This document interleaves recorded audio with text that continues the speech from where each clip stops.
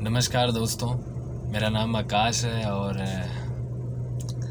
आम तौर पे लोगों को लगता है कि आकाश कमाने, खाने या पैसे इकट्ठा करने या बच्चा पैदा करने के खिलाफ है, जबकि आकाश कभी किसी चीज़ के खिलाफ हुआ ही नहीं। क्योंकि खिलाफ उस चीज़ का हुआ जाता है, उसके हुआ जाता है जिस चीज़ को आपने या तो अभी समझा नहीं है या जाना नहीं है। मैंने हमेशा चीज़ों को देखने पर, समझने पर जोर दिया है, ना कि किसी चीज़ के खिलाफ हो।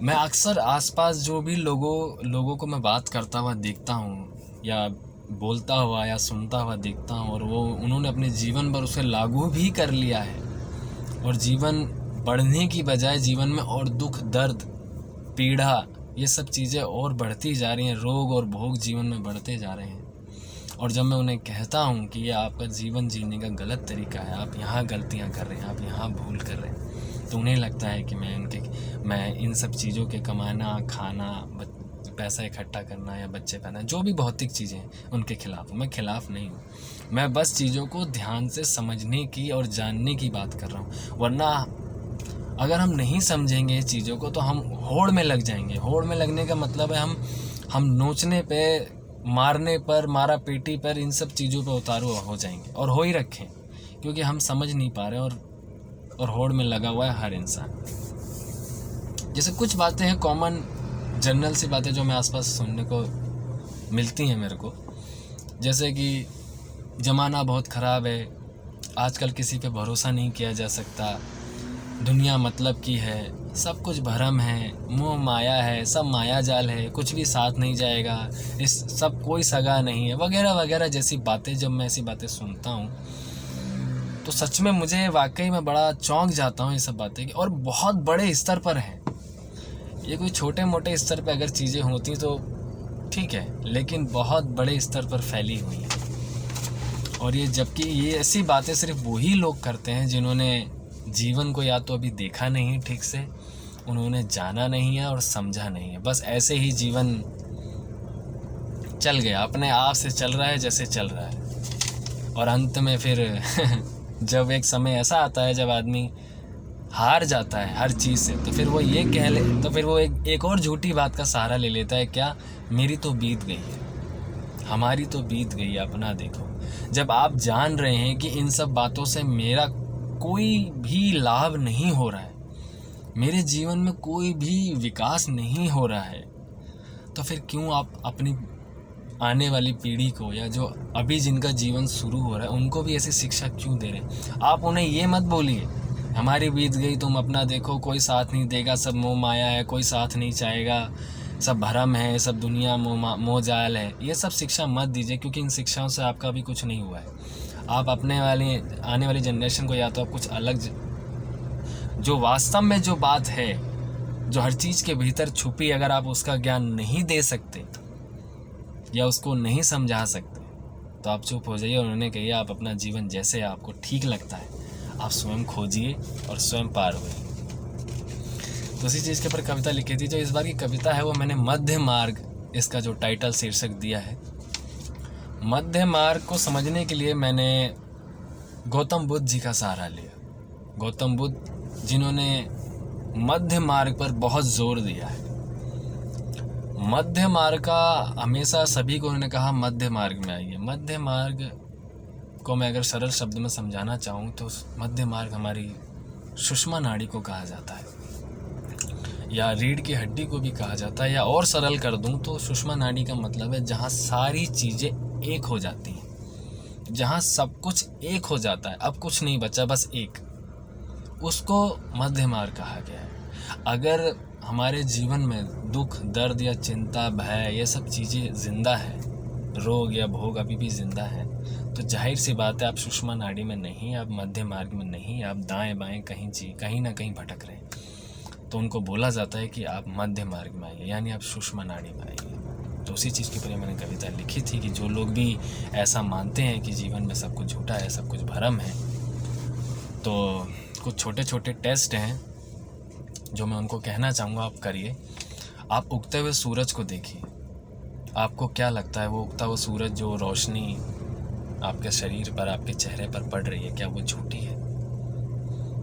अगर वो झूठा है तो वो आपको जीवन कैसे दे सकता है, आपको प्रकाश कैसे दे सकता है? अगर वो सूरज जब ढक जाता है तो अंधेरा हो जाता है, आपको दिखाई देना बंद हो जाता है। अगर वो ना निकले तो पेड़ पौधों का जीवन, हमारा जीवन, किसी का भी जीवन नहीं बढ़ सकता, आगे ग्रोथ नहीं हो सकती। तो वो झूठा कैसे हो सकता है?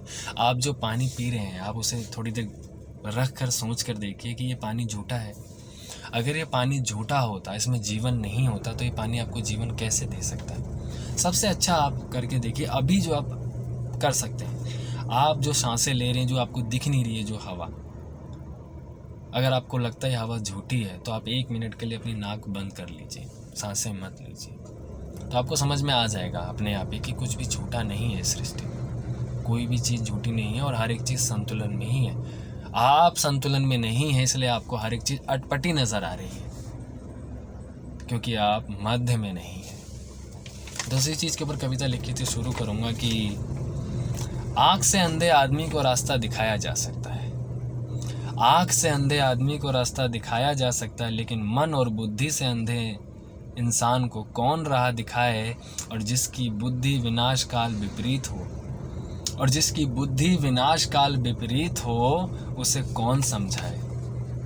मैं जब जब इस अद्भुत और रहस्य से भरे सृष्टि को देखता हूँ, मैं जब जब इस अद्भुत और रहस्य से भरे सृष्टि को देखता हूँ, मैंने तब तब अपने भीतर एक संतोष पाया। तुमसे मिलकर मैं बड़ा उलझन में हूँ, तुमसे मिलकर मैं बड़ा उलझन में हूँ। तुम सब कुछ जान गए, ये भ्रम तुम्हारे भीतर किसने जगाया? मैंने बहुत प्रयास किया इस भव्य सृष्टि का पारंभ और अंतिम बिंदु ढूंढ सकूं, मैंने बहुत प्रयास किया इस भव्य सृष्टि का पारंभ और अंतिम बिंदु ढूंढ सकूं, लेकिन सिवा निराशा के और कुछ हाथ ना पाया। मैं तुम्हारी कुबुद्धि को देखकर बड़ा भौचक्का हूँ, मैं तुम्हारी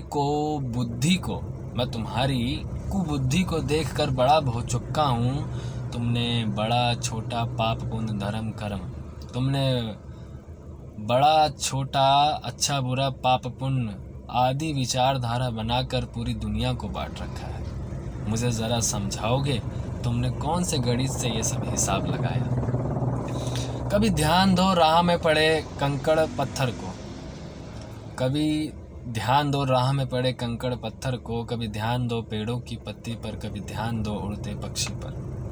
देखो इन्हें बनाने वाले ने कितने प्रेम और समर्पण के साथ बनाया है, और तुम अलग हो ये भाव अभी अपने भीतर से त्याग दो, तुम अलग हो ये भाव अभी अपने भीतर से त्याग दो, क्योंकि रचने वाले ने हम सबको एक ही मिट्टी से बनाया है। और आखिरी की 4 लाइनें बोलूँगा कि कहते हैं समय रहते अगर आंखें खुल जाएं तो सबको समझ जाता है, कहते हैं अगर समय रहते आंखें खुल जाएं तो सबको समझ जाता है, और एक बार हाथ से समय निकल जाए तो वो लौट कर कहाँ आता है। जीवन को केवल अनुभव किया जा सकता है, जीवन को केवल अनुभव किया जा सकता है।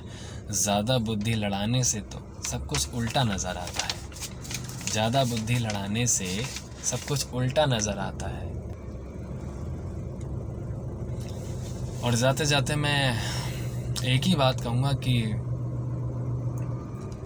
अगर आप किसी को राय दे रहे हैं या किसी की ले रहे हैं राय, तो राय देने से पहले और लेने से पहले एक बात का ध्यान रखें, वो ये कि अगर आप दे रहे हैं तो ये सोच कर देखिए जो आप राय दे रहे हैं उस राय ने, उस विचारधारा ने आपके जीवन में क्या वाकई लाभ पहुंचाया है, क्या आपको वाकई उसका प्रॉफिट मिला है, या जो आपको दे रहा है उस पर ध्यान दीजिए कि जो आपको दे रहा है क्या वाकई, जो विचार वो आपको दे रहा है कि इसे लो आप आगे बढ़ोगे, क्या वो वाकई बढ़ पाया है, क्या उसकी बुद्धि में, उसके विचार में, उसकी चेतना में, उसके शब्दों में कुछ परिवर्तन दिखा है, या बस ऐसे ही वो पटर पटर बोले जा रहा है। सबसे अच्छी चीज़ ये है कि जीवन में सभी को पूरी स्वतंत्रता मिली हुई है। अगर आप में जीवन को जानने की जिज्ञासा है तो आप हर चीज़ को ध्यान से देखना शुरू कीजिए। जो भी आपके सामने आ रही है, जो भी आपके आसपास चीज़ हो रही है, बस आप उसे ध्यान से देखना शुरू कीजिए, समझना शुरू कीजिए। अपने आप आपको चीज़ें समझ में आने लग जाएंगी कि कुछ भी झूठ नहीं है। हर एक चीज़ जीवित है, जीवंत है, प्राणमय है, ऊर्जामय है, प्रेममय है, चैतन्यमय है, परम आनंद में है। हर एक चीज़, जब आप चीज़ों को देखना शुरू कर देंगे तो धीरे धीरे आपको सब कुछ समझ में आना शुरू हो जाएगा। इसी के साथ जय हिंद, जय भारत।